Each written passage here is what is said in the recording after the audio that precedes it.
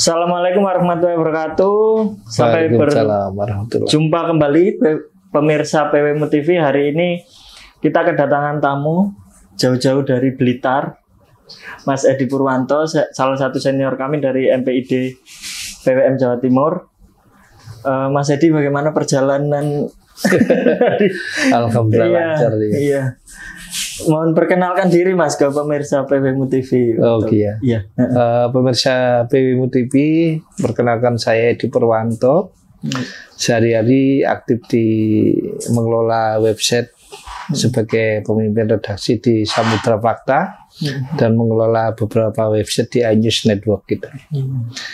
Dulu saya kepala Biro Koran Sindo Jawa Timur. Itu Mas. Iya, pengalamannya banyak pemirsa. Jadi kalau mau belajar menulis, kita gali sekarang ke Mas Edi. Mungkin sama-sama belajar ya. Iya, kita pengen belajar, pemirsa juga pengen belajar. Bagaimana sih Mas Edi sampai bisa jadi jurnalis yang profesional itu? Perjalanannya mungkin bisa diceritakan, Mas. Iya, kalau boleh cerita sedikit ya. Saya mengawali dunia tulis-menulis itu sebenarnya dari mahasiswa, dari sekitar semester 4-5 itu. Saya kebetulan dipercaya menjadi kayak kalau sekarang kayak Mas Sastro Haldi, pemimpin redaksinya Islam Buletin di kampus itu. Saya belajar menulis itu dari learning by doing ya. Teman-teman ngirim naskah semua ke saya, kemudian saya edit, saya tulis ulang, saya ambil angle yang mana yang bagus, kemudian saya tata lagi, pembukaan, isi sampai penutup, akhirnya jadilah sebuah naskah. Dan itu perjalanan itu membutuhkan sekitar 15 tahun lalu. 15 tahun masih dia panjang dari mahasiswa sampai jadi di Koran Sindo itu. Kalau sama mahasiswa ya barangkali sudah 20 tahun lebih gitu. 20 tahun. Jadi Mas Edi juga sering ngirim opini pemirsa ke pwmu.co. Nah itu Mas Edi, beberapa opini Mas Edi kan sempat viewernya banyak lah, viral, bisa kita sebut viral gitu. Nah trik-trik mengambil angle tulisan itu kalau saya mengamati gini, apa yang terjadi isu-isu kekinian itu yang kita ambil gitu. Misalnya hari ini banyak kita ngomong soal judi online gitu. Kita ngumpulin data nih, kita belajar dulu ngumpulin data. Bagaimana judi online itu seperti apa judi online-nya, bagaimana mereka bekerja, bagaimana mereka mempengaruhi masyarakat itu untuk berjudi dan sebagainya gitu. Kemana aliran duitnya dan sebagainya itu kita pelajari gitu. Begitu kita dapat data, kita menentukan angle-nya nih Mas. Ya, sudut pandang apa yang kita ambil gitu. Kebetulan kan sudut pandang hari ini adalah pemerintah ingin memberangus judi online ini.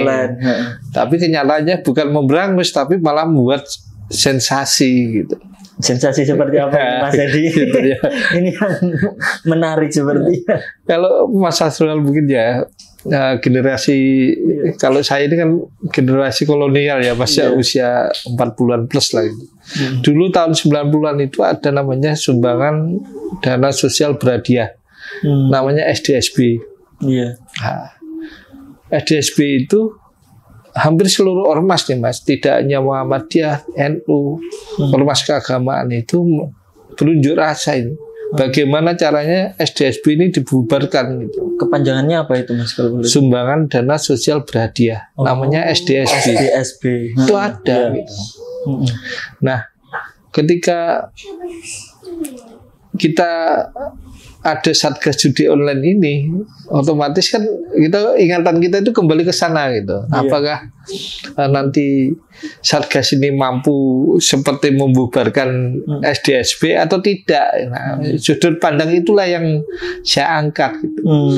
Karena begitu Ketua Satgas Judi Online itu konferensi pers, itu yang dibuka angle-nya malah menyalahkan wartawan yang katanya terlibat judi lah. Padahal wartawan itu sebenarnya perannya mungkin signifikan di antara keberhasilan memberantas judi gitu. Karena memblow up semua isu-isu terkait perjudian online itu, Mas. Ya kan itu juga kita tahu bahwa yang jadi korban itu kan masyarakat menengah ke bawah kebanyakan, Mas. Dan pernyataan Menko PMK yang pelaku judi online dapat bansos itu juga mungkin bisa diulas sama Mas Edi bagaimana menurut sudut pandang jurnalistik.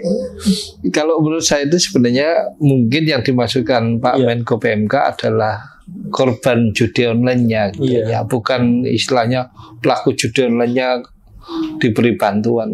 Pelaku judi online itu kan punya keluarga, kemudian punya istri, punya anak yang harus dibantu, dan mereka ini kan bagian dari fakir miskin juga sebenarnya. Betul. Mungkin maksudnya Pak Muhadjir adalah korban-korban akibat judi online ini banyak, Mas, dan mereka butuh perlindungan sosial juga gitu. Bukan melegalisasi pelaku untuk judi online tapi keluarganya ini yang harus dilindungi gitu. Harus diperhatikan negara. Gitu. Karena memang kewajiban negara itu melindungi fakir miskin dan merawat fakir miskin kan gitu. Betul. Gitu. Jadi isu ini kan terus bergulir Mas Edi ya.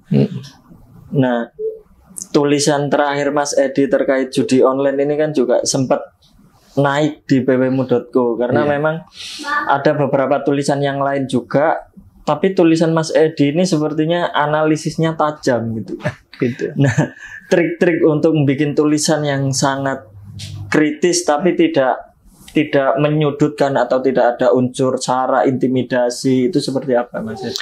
Banyak cara, Mas ya. Kalau kita di dunia jurnalistik itu, terutama untuk melindungi narasumber. Kita ini sering berdiskusi dengan orang narasumber yang off the record gitu ya. Betul. Artinya off the record itu mereka sebenarnya tahu di dalamnya tapi tidak berani berbicara gitu. Nah, itu yang kita angkat, Mas. Saya mengangkat itu. Kisah-kisah di dalamnya itulah yang saya jadikan data untuk opini. Kemudian saya kompilasi dengan data-data terkini sehingga kesannya itu kan menohok gitu. Apa yang sekarang terjadi kesannya, oh masa gini ya gitu ya. Gitu. Artinya dalam judi online pun kan banyak sebenarnya yang tidak muncul di permukaan gitu.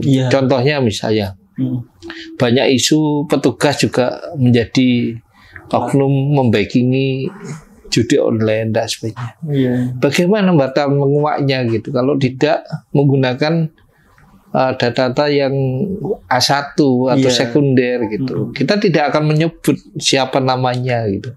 Tapi kita tahu modusnya seperti apa gitu. Karena itu saya tegaskan dalam tulisan saya bahwa kalau memang Satgas Judi Online itu pengen memberantas judi, bersihkan dulu di internal gitu. Kemudian libatkan organisasi masyarakat untuk mengedukasi masyarakat bahwa judi itu memang impactnya sangat luar biasa gitu. Negatif, banyak orang cerai, ya kan? Banyak yang ada yang bunuh diri juga gitu. Hartanya habis. Selain hartanya habis kan efek sosialnya itu yang betul. Kemarin tuh saya sempat ngobrol dengan teman dari Jakarta itu. Mungkin jika judi online itu berkembang karena kondisi masyarakat kita hari ini itu sedang dalam tanda kutip itu terpukul karena COVID kemarin. Iya betul. Mencari sesuatu yang instan untuk mendapat penghasilan. Betul gitu. Karena ada gini loh, ada beberapa dia mencontohkan ada seorang kepala keluarga itu memang hobinya itu judi. Ada itu. Jadi Senin sampai Jumat itu kerja, Sabtu Minggu pelariannya judi. Karena judi yang sekarang itu kan enggak kayak zaman dulu misalnya nyari tempat, pakai sembunyi-sembunyi. Pakai kartu atau pakai dingdong. Kalau dulu di Surabaya ini kan ada Iya, di jarak itu kasino lah itu kayak gitu. Judi sekarang itu pakai HP, kan nggak ada yang tahu gitu. Artinya siapa yang bisa memberantas itu ya karakter kita masing-masing, pendidikan kita masing-masing. Selain tugas Kominfo itu memblokir situs-situs judi gitu. Satu diblokir, satu buka lagi. Itulah pemirsa, jadi banyak pro kontra juga terkait apa? Selain faktor personal tadi kan Mas Edi ya, seorang kepala keluarga, tapi juga ini kan harus ada policy atau aturan dari pemerintah yang mengatur itu semua. Iya.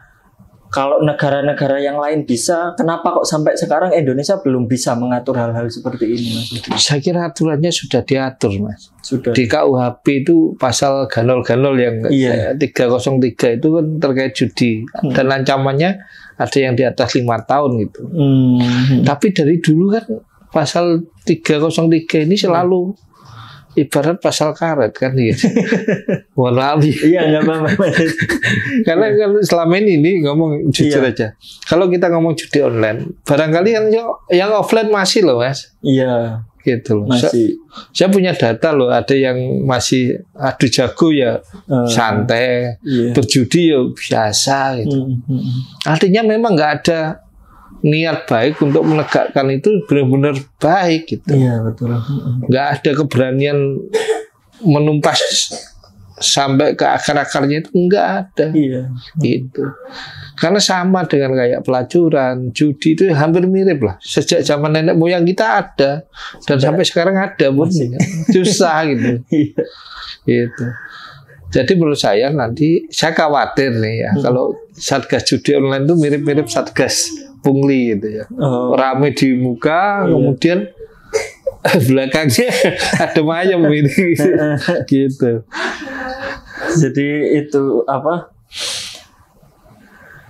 Yang pertama mungkin kembali ke personal individu, Mas Edi ya, karena judi ini kepala keluarga bisa kena, anak SMP SMA bisa kena, karena nggak bisa dikontrol lah. Kalau kita sebut saja seperti itu, dari internal lingkungan itu susah mengontrol itu, apalagi policy yang kata Mas Edi pasal karet tadi yang sampai hari ini eksekusinya juga belum selesai gitu. Jadi kalau menurut saya, Mas, apa yang harus dilakukan adalah pertama menguatkan sosial masyarakat ini. Kondisi masyarakat kita kuatkan kembali. Saling mengingatkan. Iya. Antar. Gitu. Tidak melulu tugasnya Satgas judi online ya. Tapi kewajiban Satgas judi online juga menggandeng masyarakat untuk menyelesaikan persoalan ini gitu. Tidak, mereka nggak bisa menyelesaikan masalah ini sendirian. Jadi semua stakeholder harus saling bahu-membahu menyelesaikan persoalan. Betul, di sekolah, masyarakat, hampir semua stakeholder itu harus dilibatkan gitu. Barangkali hari ini peran Kominfo lah yang paling utama untuk memblokir, kemudian menguatkan karakter pelajar itu bisa di sekolah, bisa di lingkungan gitu. Saling mengingatkan. Setiap orang tua itu kan guru, Mas. Ketika lihat ada anak kecil main game yang kayaknya judi online ya, boleh dong ngingetin kan. Awas ya, jangan main judi kan gitu.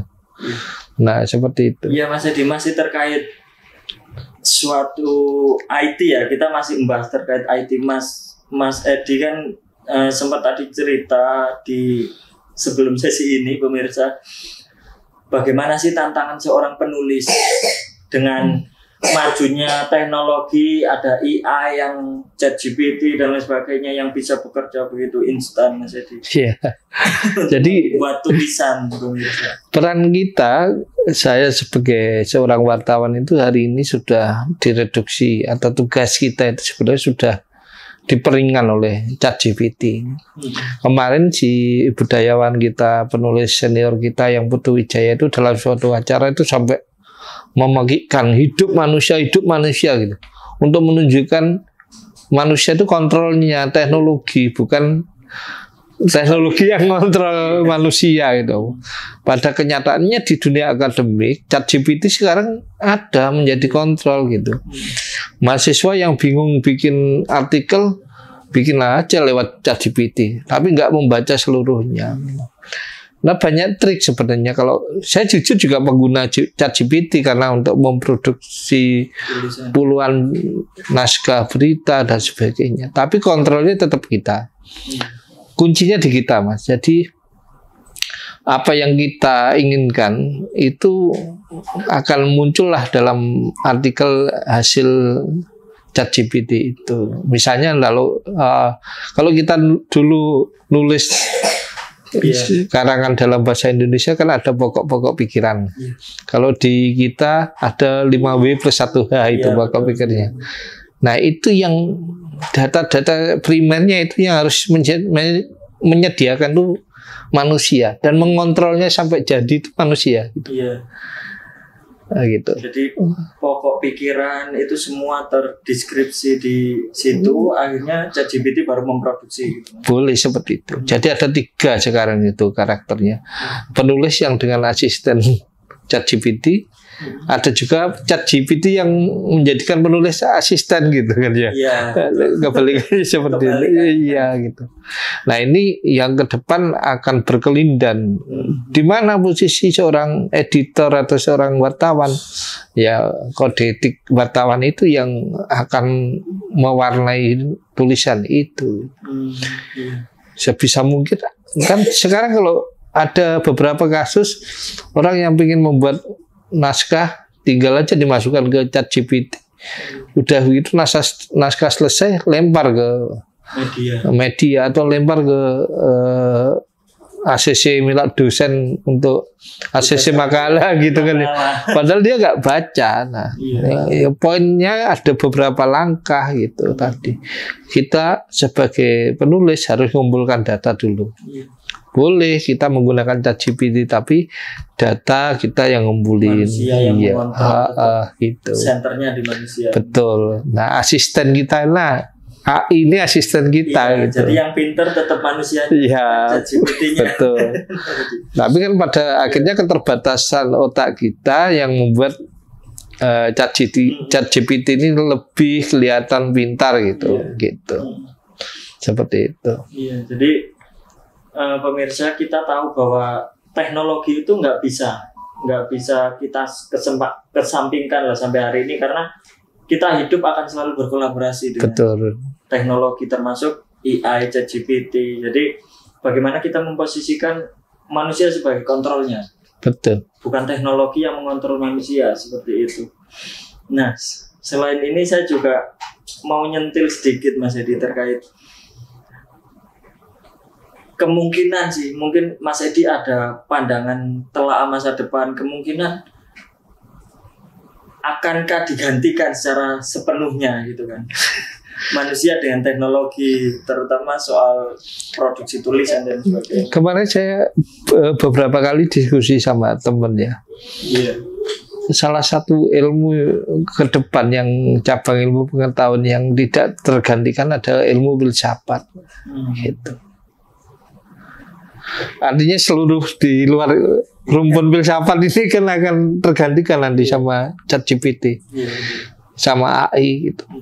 Artinya kalau ke depan berpikir kritis, kreatif dan inovatif itu yang tidak akan bisa digantikan oleh ChatGPT, tidak bisa ditiru, itu original gitu. Nah, boleh jadi nanti AI itu menguasai seluruh lini kehidupan kita gitu. Tapi originalitas ide itu ada ketika kita punya pola pikir, berpikir kritis, inovatif dan sebagainya gitu. Nah, ke depan seperti itu. Jadi kira-kira Mas Edi butuh nggak kampus Muhammadiyah ini nanti prodi filsafat? Saya pikir butuh. Itu.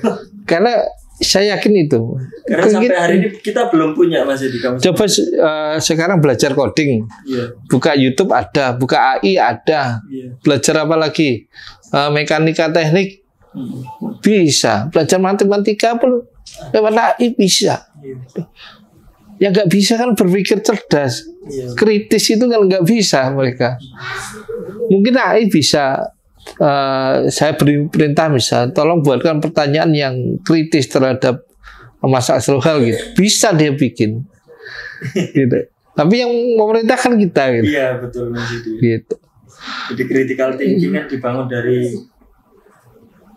pikiran manusia, tetap dari pikiran manusia itu yang sampai kapanpun tidak akan tergantikan oleh teknologi. Dan pendidikan karakter itu penting hari ini gitu.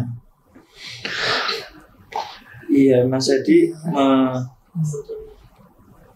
semoga nanti pemirsa akan termotivasi juga Mas Edi untuk terus mengirim tulisan ke pwmu.co, termasuk membaca tulisan-tulisan Mas Edi yang sudah banyak diposting di pwmu.co.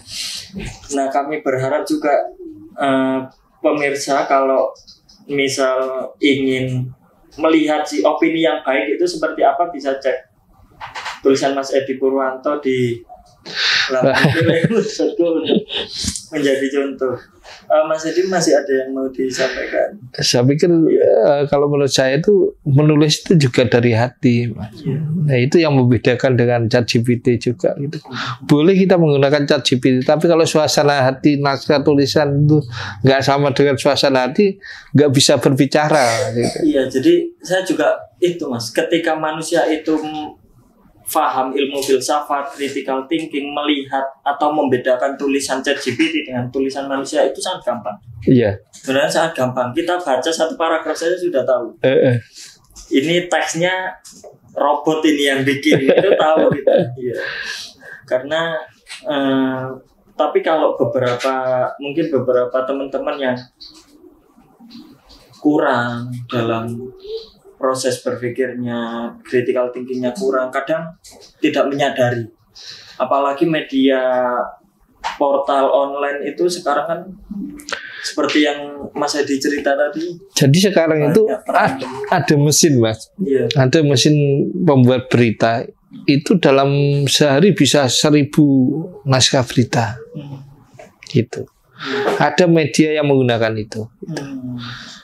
Sama ketika saya membaca, ini gayanya bukan gaya human gitu ya, gayanya gaya bot gitu, mesin. Tapi pada titik tertentu ini yang perlu diwaspadai. Dia akan terus belajar bot ini, itu belajar menulis, belajar memahami perintah itu. Barangkali ketika nanti jalan 6 bulan atau setahun, gayanya sudah beda. Sampai di titik seperti tulisan manusia sesungguhnya. Betul itu. Tapi kalau perintahnya bagus akan seperti itu. Kalau perintahnya bagus enggak. Karena hari ini kan kalau kita amati kan ada jual beli bisnis from ChatGPT. Oh iya. Ini berkembangnya kan gitu. Oh bisa dijual ya gitu. Gitu. Jadi menurut saya tetap, kalau saya belajar dari senior-senior dulu itu menulis dengan hati itu keluarnya juga akan menyentuh hati. Gitu. Ini yang mendalam Mas Edi. Itu. Menulis dengan hati akan menyentuh hati. Iya. Jadi kalau robot nggak bisa menyentuh hati kapanpun gitu kan. Mungkin itu yang membedakan. Salah satunya yang perlu kita garis bawahi Mas Edi. Mungkin di akhir sesi podcast ini seperti itu Mas Edi. Terima kasih undangannya Mas. Iya. Terima kasih banyak sharing-sharingnya ke pemirsa PWMU TV. Sampai bertemu lagi pemirsa PWMU TV. Billahi fisabilil haq fastabiqul khairat. Saya tutup Mas Edi. Wassalamualaikum warahmatullahi wabarakatuh. Waalaikumsalam warahmatullahi wabarakatuh.